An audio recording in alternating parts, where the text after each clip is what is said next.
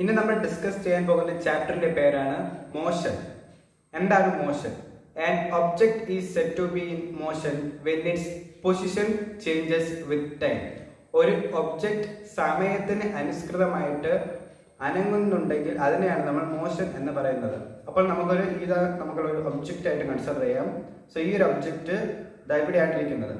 So ഇതിന്റെ first നമ്മൾ ഈ ഒബ്ജക്റ്റ് എവിടെയാണ് ഇരിക്കുന്നത് ആ ഒരു പോയിന്റിനെയാണ് നമ്മൾ ഒറിജിൻ ഓഫ് പോയിന്റ് എന്ന് പറയുന്നത്. സോ ഈ ഒറിജിൻ പോയിന്റിലാണ് നമ്മൾ ഈ ഒബ്ജക്റ്റ് ഇരിക്കുന്നത്. So an object is said to be in motion when its position changes with time. അതായത് സമയം കൂടുന്തോറും ഈ ഒരു പെന്നിന്റെ പൊസിഷൻ ചേഞ്ച് ആയിക്കൊണ്ടിരിക്കുന്നത് നമുക്ക് ഇവിടെ കാണുവാനായിട്ട് സാധിക്കും. അതായത് ഈ ഒരു പേന ഇപ്പോൾ റെഫറൻസ് പോയിന്റിലാണ് ഇരിക്കുന്നത്. റെഫറൻസ് പോയിന്റ് എന്ന് വെച്ചാൽ ഒറിജിനെ തന്നെയാണ് നമ്മൾ റെഫറൻസ് പോയിന്റ് എന്ന് പറയുന്നത്.